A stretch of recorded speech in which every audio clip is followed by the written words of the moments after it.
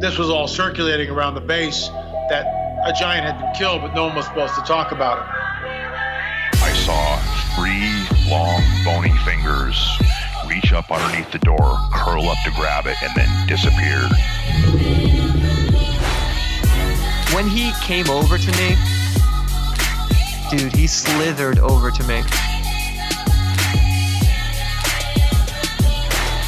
And this giant comes out of the cave, and they're all frozen. And he starts running and firing at this giant. Well, the giant moves. He's got a spear in one hand, and he's running really fast and spears Dan and holds him up like this. Somebody yells, shoot him in the face, shoot him in the face. They basically decapitate him. Got closer, got closer, got closer. When he got about 15 yards away from me, I raised that 12 gauge and I blowed his head off. I feel something pulling at my leg, and I look over and there are 2 small gray entities pulling at me. And they're literally, I'm getting pulled off the bed. I reached my hand into this bush and I touched air. Couldn't breathe and I couldn't move because I know I'm seeing a monster.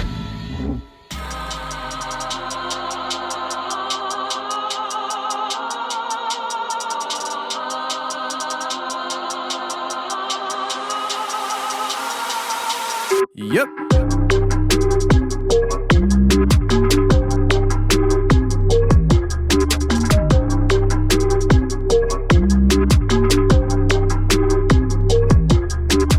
Welcome to the show, everybody. You're listening to The Confessionals. I am your host, Tony Merkel. Thank you for being here. If you've had an encounter or a story you'd like to share with me on the show, go ahead and shoot me an email. My email address is theconfessionals@theconfessionalspodcast.com. That's theconfessionals@theconfessionalspodcast.com. Or go to the website, theconfessionalspodcast.com. Hit the contact section and you can reach me that way as well. Either way works for me. Just get a hold of me. And if you want more shows every week, we drop a bonus episode just like on Tuesdays, but on Thursdays for members only to the website. So if that interests you, go ahead to theconfessionalspodcast.com, sign up to become a member today, and you'll get access to all the bonus content that I create on a weekly basis, including a couple of things that I created just the last couple of weeks with t-shirt designs kind of surrounding the whole idea of the coronavirus. Kind of comical, some fun stuff for people to kind of check out. You got to take it light sometimes because if you don't, you'll go crazy.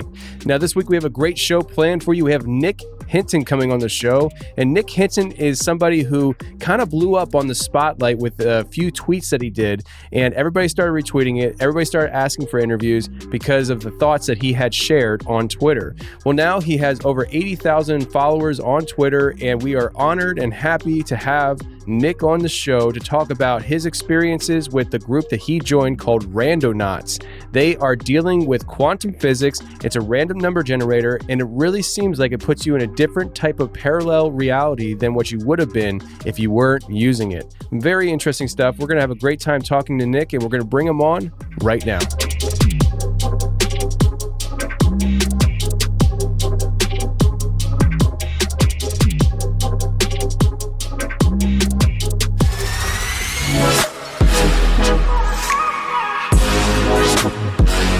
Okay, today we got a great guest coming on the show. We got Nick Hinton. Nick, how you doing, man? Good, man. How are you? I'm doing fine, man. So I think it's funny how we got connected because I've had several listeners reach out to me and say, you got to have Nick Hinton on.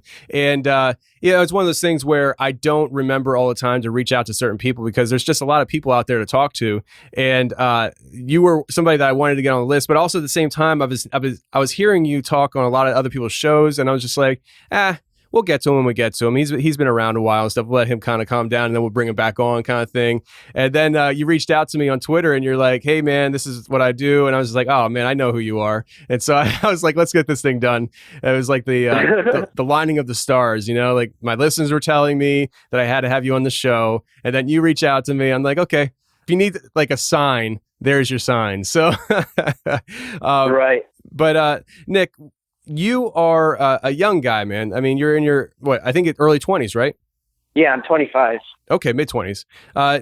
So this whole thing, I know your story and everything that kind of developed here kind of happened randomly. It's not like you set out to gain thousands of followers on Twitter, things like that. You just started diving into some thought processes. And from what I understand, what really kind of propelled you into a big spotlight is a tweet, actually, that you put out kind of contemplating certain things. So I guess what we'll do is we'll start right there. Is what was the tweet that kind of got you into the spotlight? And then we'll maybe backtrack a little bit and see where things go. Yeah. I've talked about these things millions of times, so it's not like I'm not super passionate about talking about them anymore, but people are still curious. Yeah. But the thing that I originally talked about was the Saturn time cube, which is kind of my theory mixed with a couple other people's theories that Saturn is like this controlling force of the simulation or Maya or Samsara or whatever you want to call it. I think all the religions pretty much point at this reality being the not real one, and that there's somewhere else that we're going, and that this one is controlled by evil forces. And I think it's a false realm that is predominantly controlled by Saturn right now. And then after that one blew up, I started talking about my theory that the world could have ended in 2012 and we entered a new reality. And that one really blew up. And yeah, I was not planning on that at all. I just was kind of throwing ideas out there. And then the media caught wind of it and started getting all these crazy interviews. Yeah. So you say the media caught wind of it. Are you talking about mainstream media? Did they actually pay attention to what you said? I mean, people have been sending me links of like big websites that are talking about it. And then, I was on the radio for it a few times. So it's kind of becoming a little bit mainstream, but not like the news or anything. Yeah. I mean, obviously I wouldn't think that Fox News, Tucker Carlson's going to bring you on or Rachel Maddow. Yeah. Those types of people do not even they think people like us are just crazy, and it's funny because the climate that we're in right now with COVID-19, I was one of those guys that started following COVID-19 probably the first week of January, and I've been telling people to pay attention to this. No, you're crazy. Well, who's crazy now? Right. We're facing a pandemic of, historic proportions. But, those people aren't going to really pay attention to what you have to say, understandably, because they're just not in the same thought process as we are. But I did hear you on a lot of different, major media outlets when it comes to what we do. And I think it's really cool that people actually are out there that do what I do. They're reading people's tweets, and they actually are reading people's tweets. They're not just looking for the next hot guess and stuff, but they're actually looking to see who's saying what. And they found yours really interesting. And I find it interesting as well. The idea of entering into a new reality. And when you put that tweet out and people start talking about it, I start thinking about it. I start thinking, man, think about it. Since 2012, the world's kind of gone off hinges a little bit. It seems like things are off. You just can't put your finger on it. It makes you wonder. I mean, maybe we did enter into another parallel universe, because that's something that scientists, they say themselves. They say that there are definitely parallel universes because, you just do simple math. Well, it's not simple in my mind, but, the math says that we have parallel universes. So, Nick, right, that kind of launches you into the realm of what we're in. But you linked up with a group called Randonauts, and this is what I want to talk to you mostly about today, because I find it really interesting, and I looked into it a little bit, but I thought you would be the best person to share with us what it's all about and how you got involved in it. Yeah. Okay. So, real quick though, I literally just realized. Mainstream media did talk about me actually once, recently. You were talking about COVID-19 or coronavirus and how everyone was calling you crazy for worrying about it. Well, I was dealing with the same thing, and literally kept texting everybody, texting my family saying, I think I should get back to Ohio to be around you guys in case something happens, and, everyone, even the people I was living with in California, dude, you don't need to leave. You're taking this out of proportion. And I was like, no, dude, no. I have a gut feeling that it's going to get way worse. And I left 4 days right before all the craziness started happening, all these packed airports and I think San Francisco just got shut down in quarantine. So like you said, look who's crazy now, because, I think this is a time in history where conspiracy theorists aren't going to be conspiracy theorists anymore. We're getting vindicated. People are going to come to us and wonder what the hell's going on. You know what I mean? Absolutely. We're forward-thinking people, and we're not afraid to be wrong. And that's the biggest thing, that we are different than the mainstream media, because we think outside the box, and we're willing to put our thoughts out there for the world to consume. And we're not concerned about being wrong. What we're concerned about Right. is getting people to think on a different level, because the fact of the matter is, whether it's COVID-19, a pandemic coming, or an assassination and how that all unfolded, or 9/11, there are wild and crazy things that happen in our world every year. And if we think outside the box and we forward think, we might be able to project what is going to happen or how things unfolded in the past. And that's something that the mainstream media can't do, because they're constantly in the mindset of going from one news topic to the other. The next day, it's a 24-hour news cycle, and they don't stop to think and contemplate of the alternative way of thinking. And that's one of the biggest problems they have. And unfortunately, they have the biggest platform, so they can shout us down. Exactly. I mean, so like I said, mainstream media did actually talk about me. CNN went out of their way to tell everyone that I was wrong, that the Dean Koontz novel did not predict coronavirus. So I think that's pretty funny. I didn't say anything bad I just posted the article, and I was like, look, CNN wanted to talk about my tweet. And everyone pretty much knew what I was saying. They're like, yeah, well, look what they said. You know, obviously they're just trying to shut you down and invalidate you or whatever. But yeah, so I think mainstream media is on its way out, and people like us are going to be kind of the new news. I mean, we've already had alternative news networks for a while now, but I think that it's only going to get bigger. I absolutely agree. I think that the world is starting to wake up to the reality that they've been lied to, and that they're being manipulated and brainwashed on a daily basis. And the more they unplug from the mainstream media, the more they're going to find other outlets to learn how to think. And that's where we come in play. So, Nick, you have a lot of stuff going on. And, you know, we could talk about COVID-19 forever, because I have tons of things to say about that. But Randonauts, this is like a Matrix type of thing. I don't know if that's the right way to define it, but that's the way I look at it. When I looked at Randonauts and I started trying to understand what it was all about, like, I was thinking, this makes me feel like if I were to do this, I take the chance of stepping outside of what I live in, of the Matrix, and into another reality. Is that what we're talking about here? Yeah, and that's what I was getting to, is like, because the old world structures are kind of falling apart right now and people are waking up, I think there's going to be a wave of, you know, new pioneers in this new world. And I think Randonauts is a part of that, because we're entering what I call, or what I think is a quantum reality. I think we're going to see quantum computers take over and other quantum technologies take over. And Randonauts are kind of at the forefront of that. And so that's why I reached out to you, is because you had some guy on your podcast talking about how quantum randomness can actually mess with like the paranormal, because I know that's like what you're big into, is the paranormal, correct? Paranormal, conspiratorial, anything that's off the beaten path.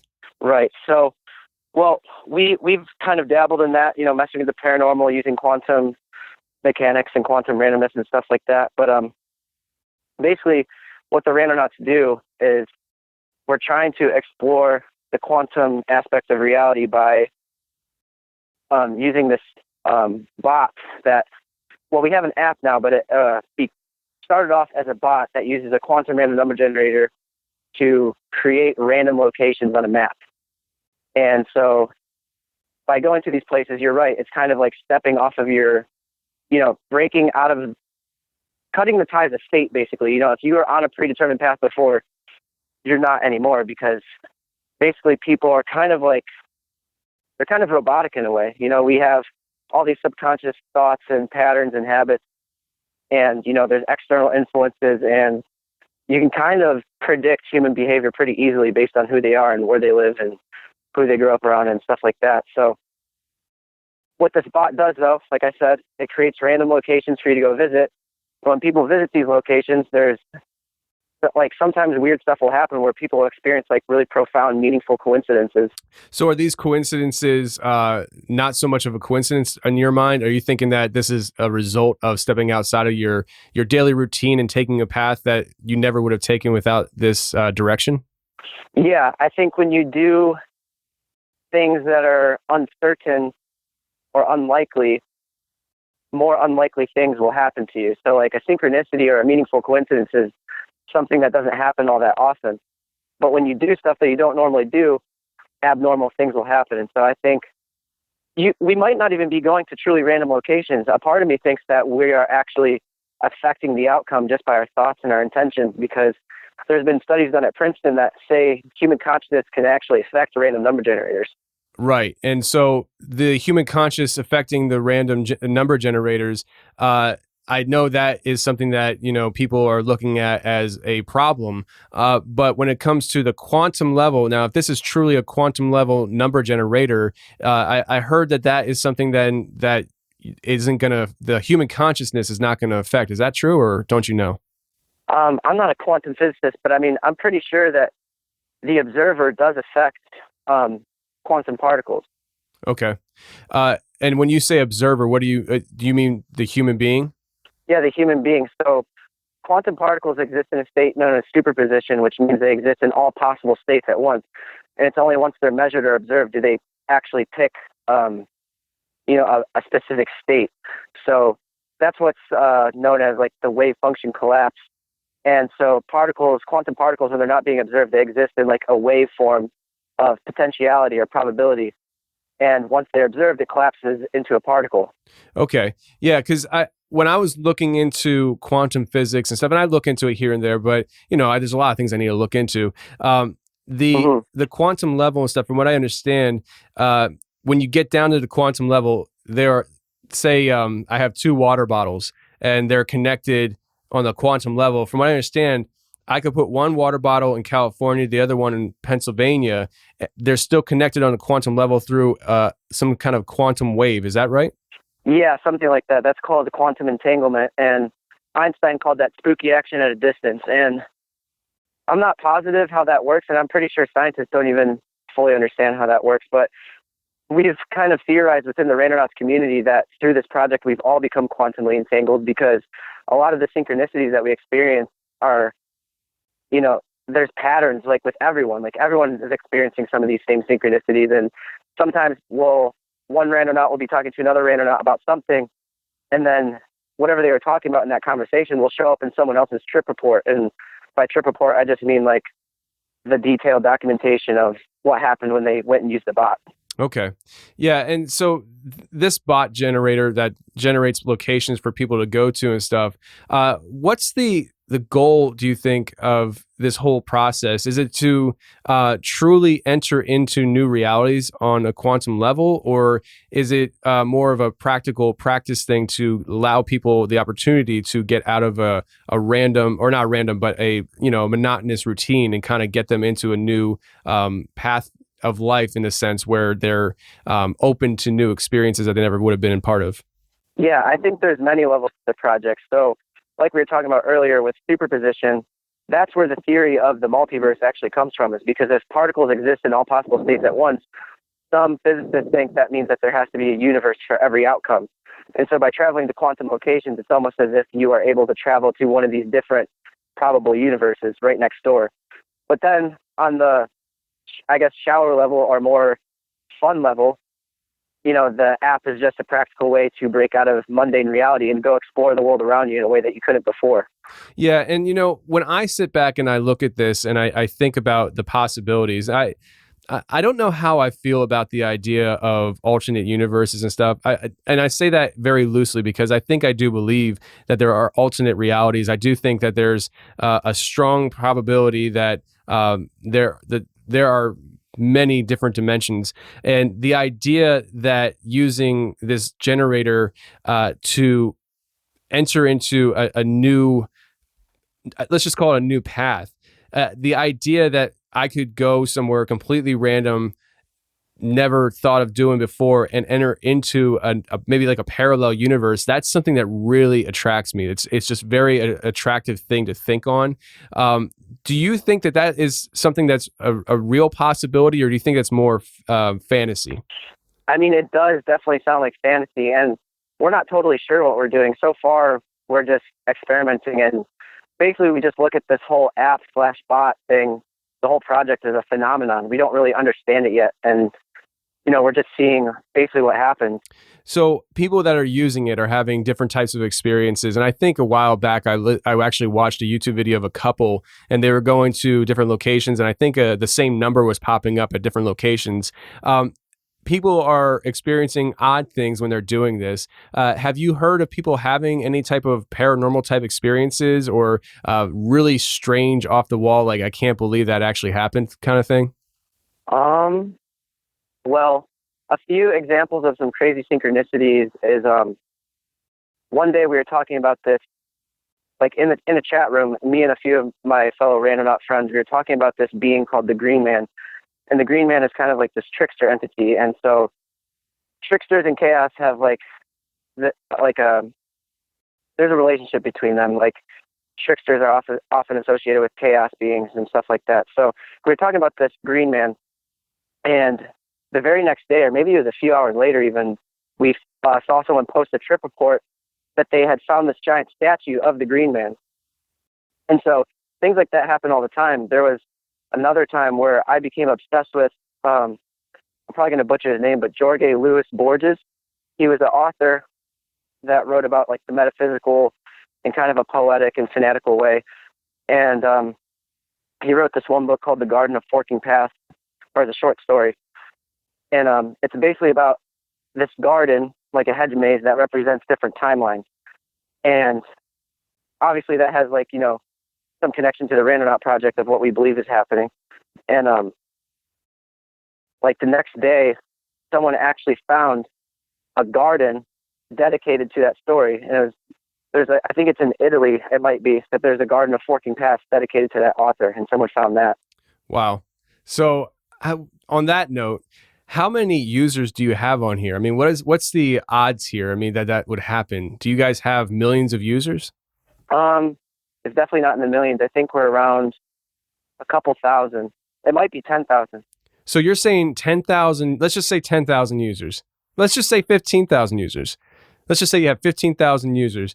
What are the freaking odds that would happen? Like those kind of synchronicities. It seems very, very hard to hit those numbers just on one scenario, let alone multiple. Right. Yeah. I like I said, I'm not a physicist or a mathematician or anything like that. I'm just experimenting with, things that I find interesting. And honestly, couldn't give you an exact number, but I don't think that's very likely to happen. I mean, if I were to be skeptical, I'd say, yeah, every once in a while you'll get something like that. But we're dealing with these things like almost every day. Wow. Yeah. When you say that, it makes you feel like there's something to this. There's something to it worth exploring. Have you guys had anybody reach out to you that, maybe they were quantum physicists, or they did do this stuff on maybe a more professional level as far as their education goes, offering to help and kind of analyze data and stuff? We do have one person that works with quantum computers that's trying to help us get better sources of quantum entropy. And he obviously fully believes in the project, or he wouldn't be doing that. I think he's trying to get funding from some university, but I'm not really sure. I haven't talked to him in a while. But no, not like any real high up there scientists have we talked to yet. I mean, we're trying to get a hold of Dean Radin because this is like his wheelhouse, but we have yet to talk to him. Okay. Yeah. And trying to get funding from a university, good luck right now. Cause they're all shut down and, probably not looking to expand into, fake things. Cause that's what they would say this is, fake. It's pseudoscience. Yeah, exactly. Pseudoscience. So have you been able to, or let me rewind. Let me ask you this. Is it possible in your mind to communicate using these types of methods with other realms? Let's just say whether it's spirits or aliens or just interdimensional beings. Do you think that this is a possibility here? Honestly, I do, because there was a few times actually where we were experimenting with the bot and its server. And one of the creators of the community, he put a piece of meteorite on top of the server, and there was at least 3 UFO sightings. And other than that, there's been so many owl sightings. And, owls have this weird relationship with synchronicity, UFOs, and stuff like that. I'm sure you're already aware of that. Yeah. And so I think that maybe there's not full on communication right now, but I think that they're curious. Like, I think they're watching. They're like, what are these people doing? Yeah, and that's certainly a possibility.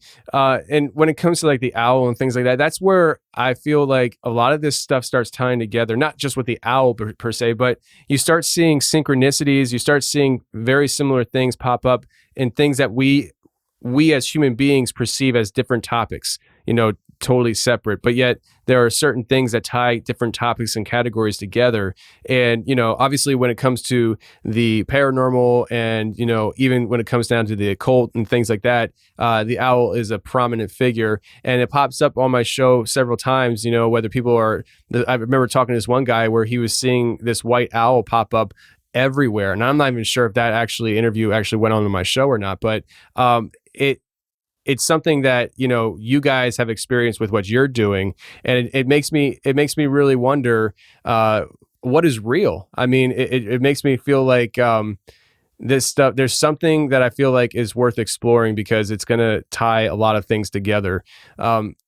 You're involved with these guys at Randonauts. You're a Randonaut. Lots of people are Randonauts. Is this something that you think is going to be like a lifelong journey for you that you've entered into? Because I know you haven't been into it, super long. It's not like you've been into it since you were 15 or anything. I mean, you just relatively recently kind of got into this. Do you think this is something that's going to carry on throughout the rest of your life? Yeah, I really do. And actually, I joined the Randonauts like a month after its inception. And so I've kind of been there since the beginning, but not full on, not at the very start of it, but it was definitely very early on. And I know you wanted to know about how I got involved in the Randonauts, so it's this really long, convoluted, synchronistic story, but lay it on me. Basically what had happened was I was posting, all my Saturn research on Reddit and talking about things like cubes and its connection to the Kraken and like stuff like that. And I'm not going to get into that right now because that would take a whole nother show. But basically, some people started tagging me in the OA subreddit and saying, hey, this guy talks about cubes and octopuses and krakens and stuff like that. And I was like, there's a TV show out there that talks about, cubes and octopuses? Like, that's so random. Like, I didn't think anyone was talking about this kind of thing. And so everyone was tagging me in the OA subreddit. And then I kept getting messages from people like, hey, have you ever seen the OA? You need to watch the OA. Just kept getting bothered. And people kept telling me to watch the show. So finally, I sat down and watched the entire 2 seasons in like probably a few days. And I love the show. And it's all about these people that are dimensional jumpers. And there's black cubes that help people dimensional jump. And there's like this psychic octopus and all this weird stuff. But there's a certain scene in the OA where I guess there's a spoiler, but if you haven't seen it by now, you're kind of late. But there's a certain scene where these people are using this app, and it leads kids who are playing this game to a like a mansion or like an abandoned mansion that has this portal to help you dimensional jump in there. And that's like the end of the game. That's how you win, is you find that place. And it's like this giant puzzle game. And so in the house, though, there's a bunch of other puzzles that you have to get to find the attic. And at one point, there is a writing on a wall, and it's a poem by T.S. Eliot. And let me see if I can bring it up real quick, because it's still my background. But basically it says, we shall not cease from all our exploration, and at the end of all of our exploring, we will arrive where we started and know the place for the first time. And I love that poem. I thought it was awesome.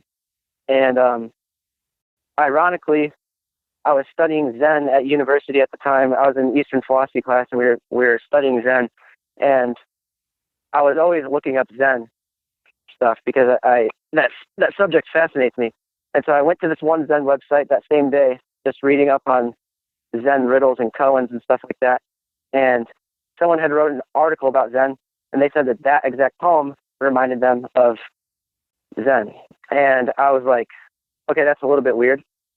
And then the very next morning, I go to Eastern philosophy class, and my professor starts off the class by saying that poem.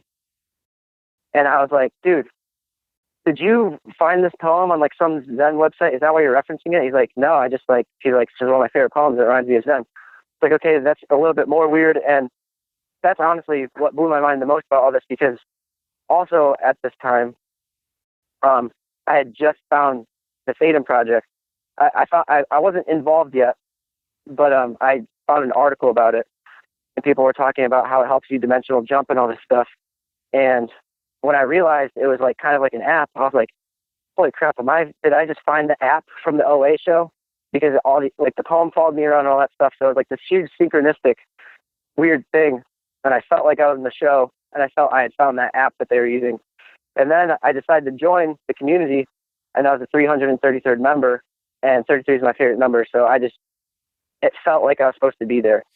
So 33 is your favorite number. I wanted to ask you about that. Why is 33 your favorite number? Because dealing with what we deal with and stuff, 33 is like, very symbolic.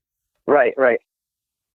Even though the Freemasons and a bunch of evil people use it to, I think the Illuminati, or whatever you want to call them, the satanic cabal, whatever, I think they use that number to kind of like let you know that they're involved in whatever. Like if you see 33 in the headlines, I feel like that's like an artist kind of signing his work. Like they want to let you know that they were there, and they're probably talking to other Freemasons and people in the high up places too. I think that's how they communicate. But I honestly think that these people have usurped occult knowledge and used it to make themselves powerful and enslave us, and that's why we don't know about these things. So I think 33 is not negative. I think it's neutral. I think it could be used for good and bad. And so Jesus died at the age of 33. We have 33 vertebrae in our spine, which is, I think, symbolic of the 33 steps of enlightenment. And there's a bunch of other weird connections with it, but I think it's a very powerful number. And in numerology, it's a master number. Yeah, well, I think that numbers in and of themselves, they're not evil. I don't believe that. And I believe it's what we do to them and how we use them. And it's all about meaning and intent behind it. I just wanted to ask you that because I remember looking at your Twitter feed, and you had the 33 hat, then you had Nick Hinton 33.com, which is your website. So anybody listening can definitely go check that out. But I just wanted to ask you that and stuff. I didn't know if it was like, you had, I don't know, grandfather that was a 33-degree Mason or something like that. No. I used to be super interested in the Masons, but I went to a meeting one time where I was like trying to join, and they kind of freaked me out, so I just didn't go back. Was it the part where you had to pull your drawers down? No, I'm just kidding. I shouldn't have said that. I'm probably going to delete that part. So honestly, just the vibe I got. Yeah.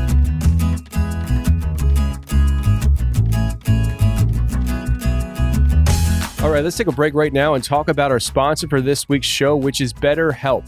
BetterHelp is an online counseling service for people who don't necessarily want to go to somebody's office and have a weekly visit with a counselor. You can actually sign up for BetterHelp online, and within 24 hours, you're communicating with a counselor. And this is great because there's a lot of people out there in the world today, especially in today's climate, where they are absolutely depressed. They don't know where to turn. There's financial problems going on in a lot of people's lives right now, health issues with the coronavirus, and there are a lot of people that are feeling down because of it.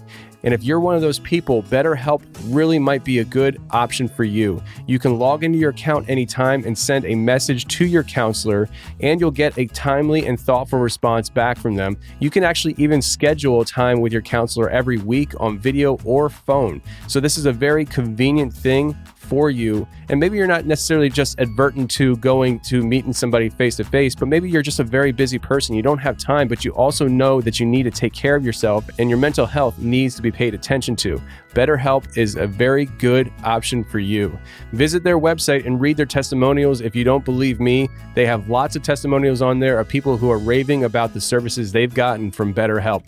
Visit betterhelp.com/confessionals. That's better, HELP, and join over 800,000 people taking charge of their mental health with the help of an experienced professional. And for the Confessionals listeners, there's a special offer that you get 10% off your first month at betterhelp.com/confessionals. That's betterhelp.com/confessionals.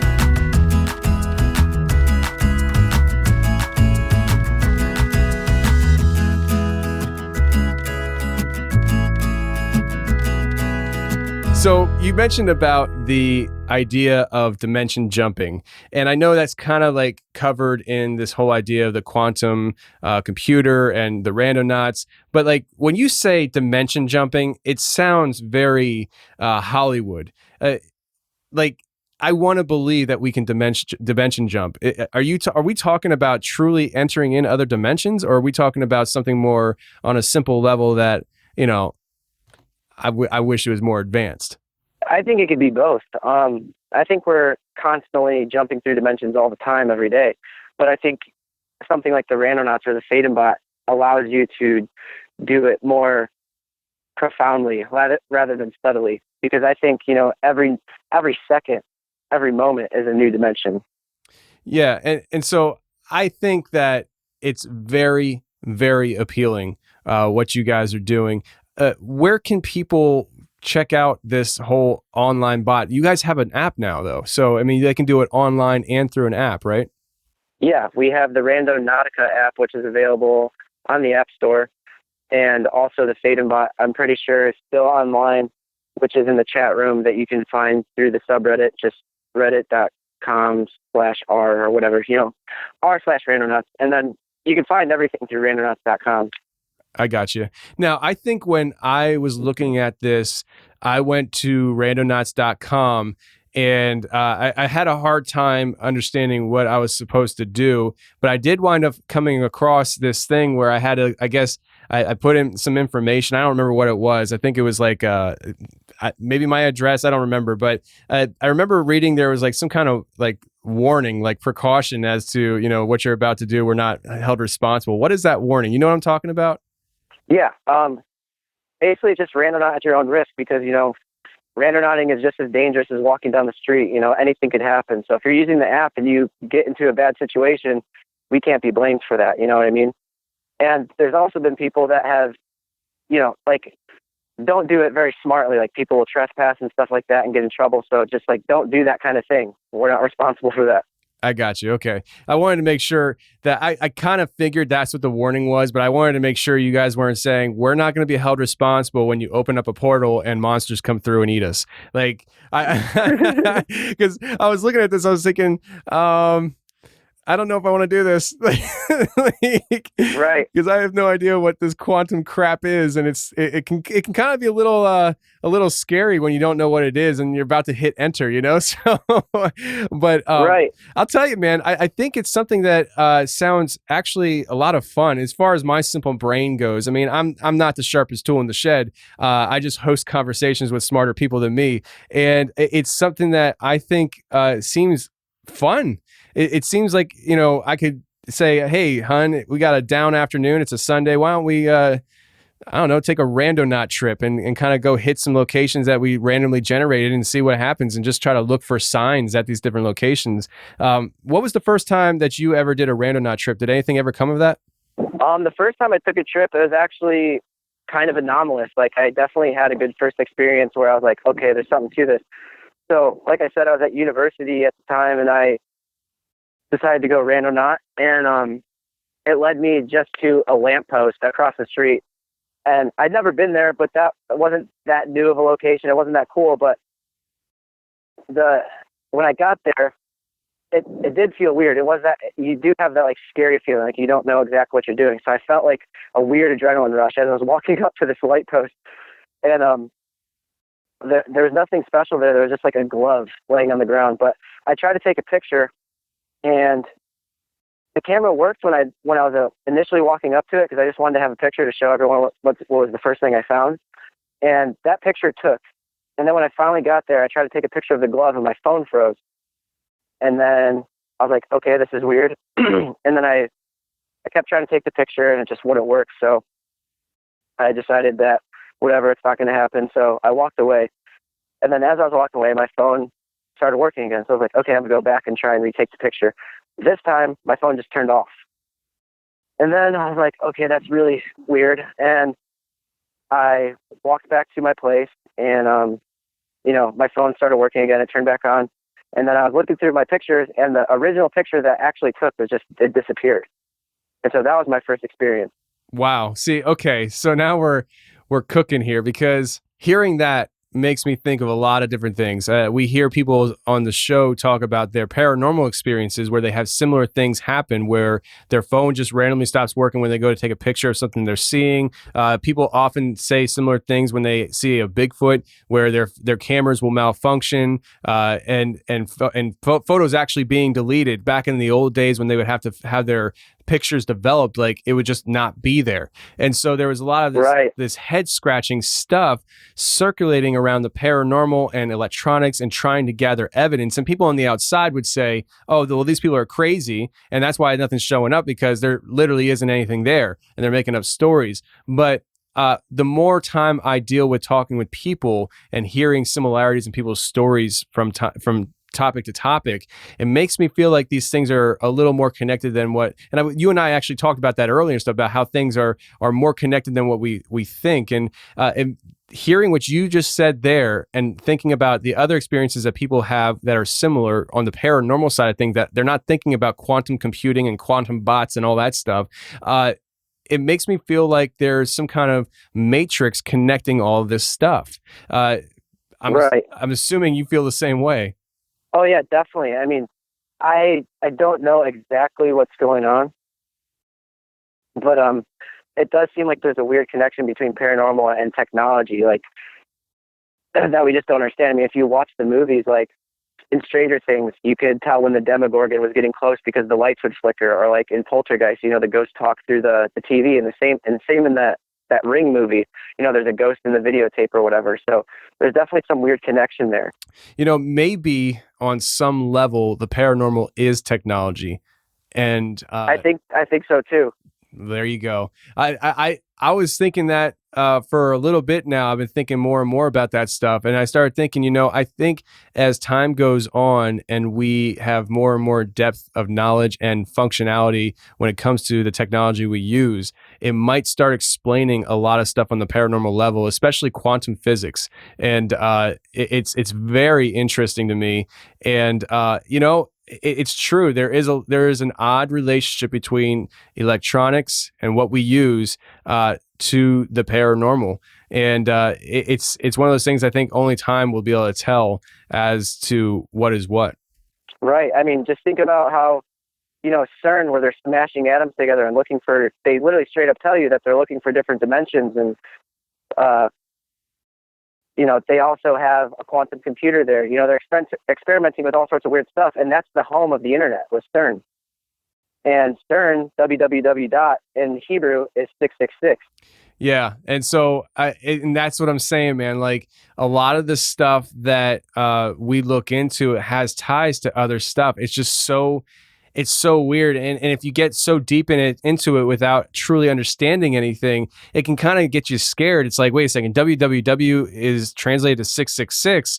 Should I even be using the internet? That's what people, trust me, Nick, I get emails like that. People ask such questions because they're not sure. They don't know, should I even be touching the internet? Is the internet from, you know, an evil entity? And, you know, then they look at the book of Enoch, and the book of Enoch talks about how the fallen angels taught mankind how to do certain things that we were never meant to do. And so people start thinking, you know, are we doing things that we were taught that we weren't supposed to be doing? We just don't know we're not supposed to be doing it. People can psych themselves out so much when it comes to that stuff.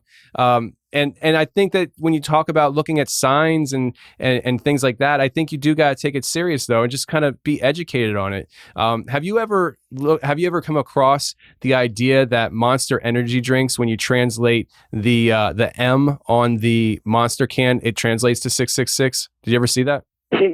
Yeah, I've seen that. What do you think about that? Because go ahead. I mean, I agree. I think that there's a ruling class that are into all this satanic stuff and like maybe fallen angel teachings, and they're trying to poison humanity. And people who drink Monster every day, they're not going to have the best health. I mean, I do believe in mind over matter, and that you can do everything in moderation and it's not going to affect you too much. But I do think that that's what the goal is behind all these GMOs and like crappy fast foods that we eat. Yeah. And when it comes to Monster energy drink, I remember, and it's been a while since I looked at it, but it made a lot of sense to me when you separate the M into threes, and it's just that hook in the line down. That's the Hebrew letter Vav, which translates to 6. So you have 666, and then on the Monster Energy can, the writing of Monster Energy, the letter O has a cross making the top of the O.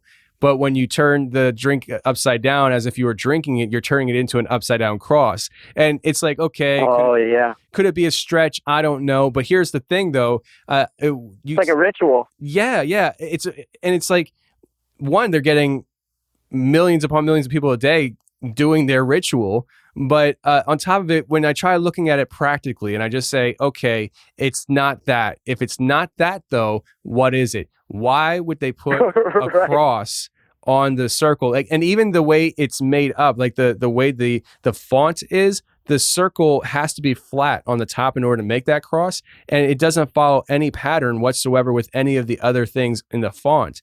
And so I'm like, okay, so what's the meaning of the cross then? You know?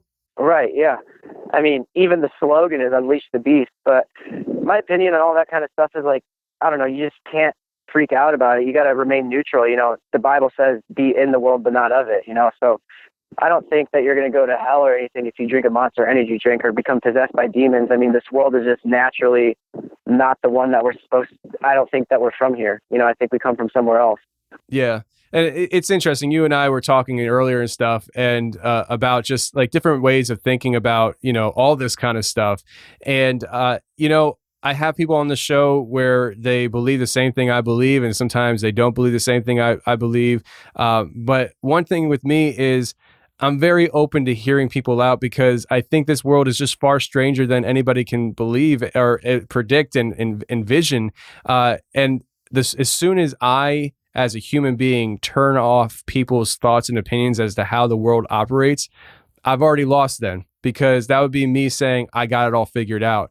And if I got it all figured out right now today, we're in a world of hurt, because I don't know nothing. I don't know anything. You know?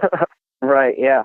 So I mean, we're definitely always going to be still learning. But what was that? Yeah, I was just going to ask you. So do you come across people who are very against what you guys are doing with the quantum computing things? And do they ever come at you guys in a way, not just a negative way, but almost like a threatening way, where you kind of walk away from a situation, you're like, I wonder if that interaction with that person is deeper than just a random person who doesn't like us? And I'm meaning like on a more cover-up scale of things.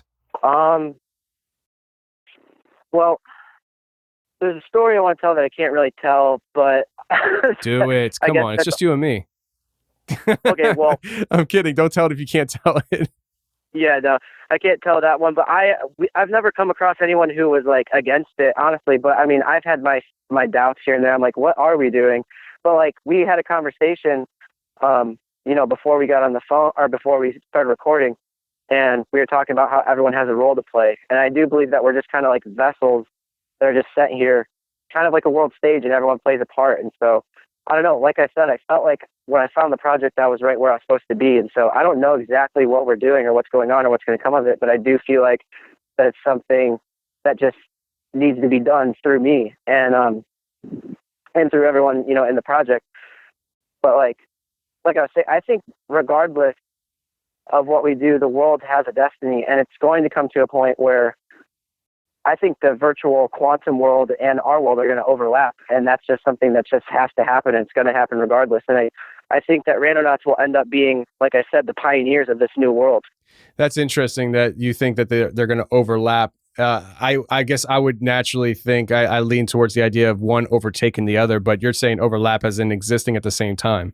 Yeah, like virtual reality goggles, or like, you know, those new contact lenses that can show you like what your phone shows you and stuff like that.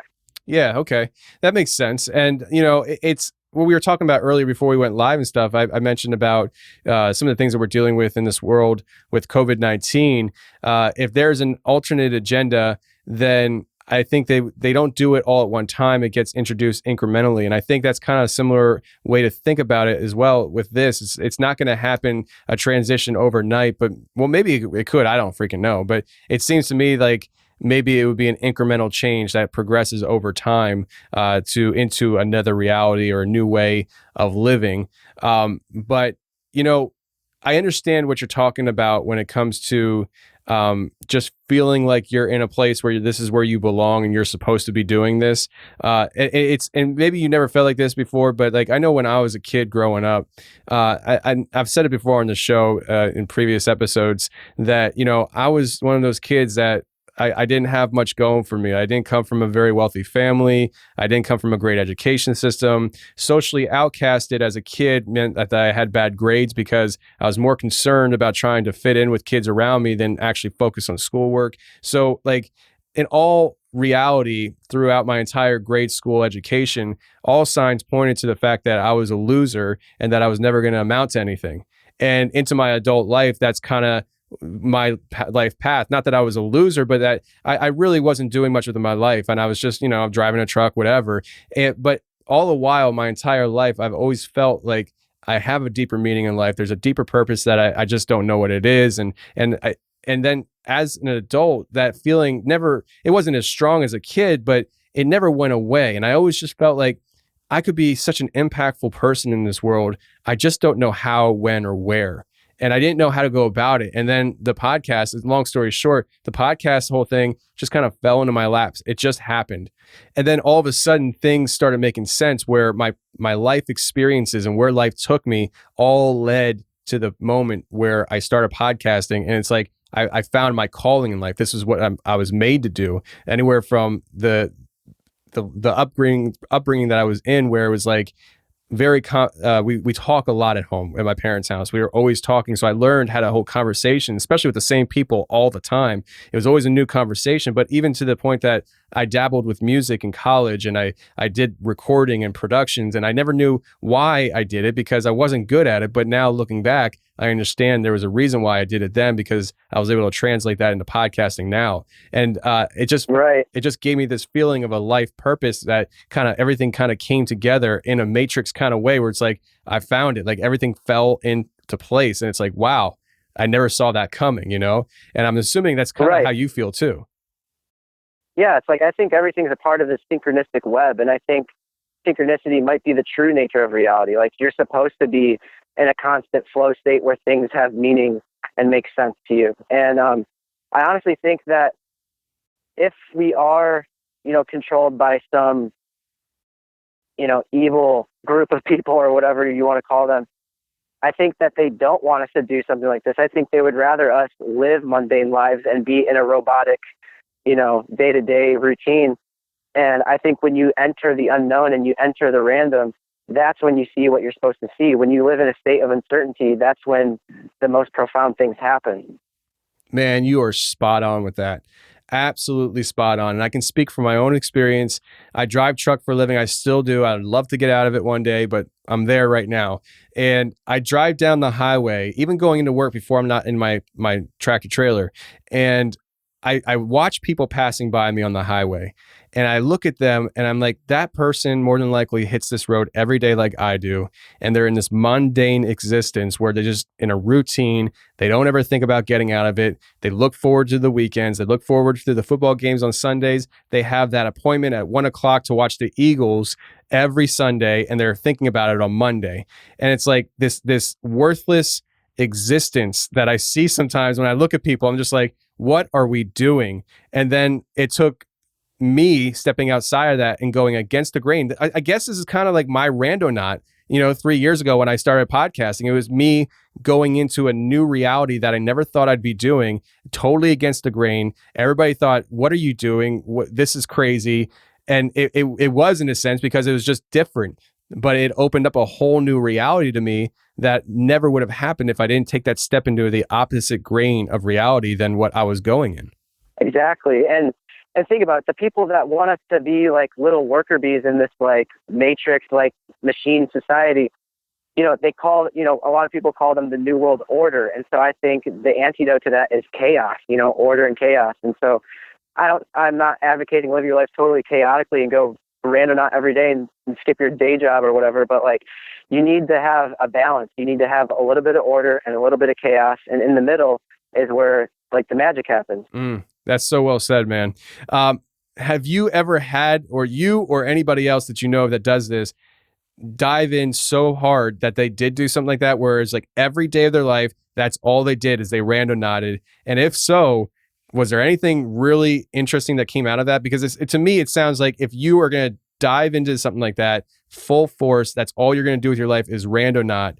It sounds like you could really open up some real different waves of possibility. Yeah. So, I mean, I randonaut pretty often. And when I do, I mean, I find really cool things. But there was this one guy that did a 15-point chain, and he ended up kind of going crazy. Like, he hit 15 points in a day, and he went a little crazy, and he had to get electroshock therapy, and he ended up in jail and like all this crazy stuff. And there's been other people who said, "Oh my God, randonauting did this to me, or randonauting did that." But I don't believe that. I think you have to be a little bit already off for that to happen. Because, like I said, I think intention affects what the result of your trip is. And so if you're in a bad place in life, maybe it's just speeding up what was going to happen anyways. And so then you can move past that. Right. And I find that there's a lot of people that look for the experience in life that makes them feel like they're in a movie. You know, that feeling when you walk out of a movie theater and you just watched a crazy movie and you're walking down that weird hallway leaving the movie theater, you feel like, dang it, I wish I was just in that theater right now. I wish I was in that movie. That was crazy. I think people crave that experience and that feeling. And some people might find randonauting and doing these types of things as a way to enter into that matrix of the other that they see in the movies. And maybe that guy took it, I think he was probably already in the process of trying to manipulate and push for this alternate reality from step one.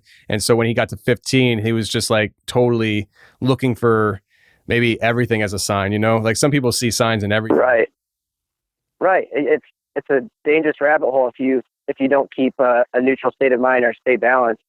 But yeah, I mean, so that dude maybe he was thinking, I'm going to break the matrix, and he ended up breaking himself, Yeah. It certainly did break himself. Speaking of matrix, what's your opinion on I'm pretty sure you believe there's some type of matrix going on here that we live in. What do you think is on the other side of the matrix? I mean, do you think it's an AI system that built this all? Do you think that there is other human beings that are controlling the matrix, like in the movie The Matrix, or do you think it's a godlike entity? What are your thoughts on it? Oh man, I think it could be all of the above. I mean, in my Saturn book, I talk about how I think, I was talking about this earlier. I think Saturn's kind of like an evil AI that kind of took over the matrix or whatever. And maybe there are programmers that are like people, and that could be us from the future, like way off in the future or something like that. I don't really know the correct answer, but I do believe that the reality we live in is illusory and not the real one, because that's what almost every ancient religion says. There's Maya, Samsara. The Gnostics believe the material world was called Hao, like kind of like hallucination. And even Christians, like Jesus says that you're not from this world. So I think matrix is just a metaphor for a lot of different ideas that have already been said. Yeah. And I understand what you're saying. I mean, most religions have that side of it where it's like, this is not your permanent home. And, it's up to how they translate it to meaning, and how their faith and religion came into existence on how they're going to interpret things. But yeah, man, it's one of those things where me being a Christian, I look at that, the whole idea of the matrix, and I'm just like, I see what's going on around me. I feel like we live in a matrix, and I'm just like, how does that fit in? And, I started thinking, the very simple way of thinking about it is maybe this is a matrix of some kind. And, because people say that this is a matrix, it's engineered, it's made. And then so the Christian could say, yeah, we've been telling you that for years. This is all made like by God, right? Right. And so when we die and we leave this reality in existence, we leave the matrix and we go with God. And every religion has that type of thinking alongside with it and stuff. With Nick, with things winding down here, I wanted to ask you, what is your hope and goal through all of this? Is it just to find deeper meaning in life and find truth? Or is there like a specific end game where like you miss your grandmother and you want to talk to her or something like that? No, but it's not that it's not contacting the dead or anything like that. But I honestly just kind of like how you were talking about earlier, you always had this feeling that you were meant to do something more. And I had kind of like a rough time growing up as well. And it was when I was at school that that was kind of like my giving up point. I always thought I was going to be great and change the world or whatever. And so that wasn't happening. So I was like, all right, whatever. I'll just go to school and study philosophy and business and see what happens and just become a regular adult and do everything the way that they want me to do. And I'll try and block out all my beliefs and just go with the status quo. And, but that was, once I had finally accepted my situation, that was when I found Randonauts. And that's when my tweets started blowing up. And that's when I started meeting, famous people and, doing a bunch of interviews and like all the craziest stuff started happening. So it was like, it's super weird how it all worked out because it was only once I had given up and just been like, okay, I accept the situation that everything started coming to me. And like, that's always been my goal though, is I just want to change the world for the better. And that would be finding a deep, profound meaning in my life, Yeah, absolutely. Well, Nick, it's been a pleasure talking to you on the show. Before we get out of here, though, could you let people know where to reach you at, Twitter, website, the book, and what it's called, where they can buy it, things like that? Oh, yeah. My book is called The Saturn Time Cube Simulation. I'm just selling it to my Twitter. Just send me a DM. My Twitter is NickHinton. I'm not selling the hardbacks anymore just because of all the craziness that's going on. I'm just doing a PDF for half the price of the original one. And if you haven't got your book yet, I'm deeply sorry. I moved to California and then had to scramble to move back because of all this stuff, but I'm getting it taken care of. And the website, nickhinton33.com, is not working right now. I kind of messed it up. I don't really know what to do. So if anyone is a web designer, reach out to me and help me out with that. Yeah. I'm sure there's plenty of people out there that can help you and will be more than willing to. And your Twitter is at Nick Hinton, Hinton with 2 N's on the end.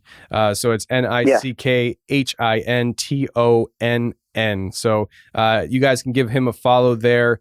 He's always dropping interesting tweets. We enjoy following him.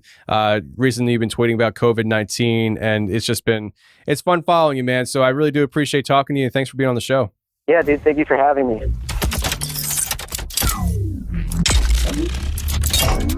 Well, that's the show, everybody. I really hope you enjoyed it. And if you did enjoy it, please share the show with your friends. Facebook, Instagram, Twitter, Snapchat, TikTok. We don't care where you share the show. But if you enjoyed it, please share it because that is the best thing you can do to help this show grow.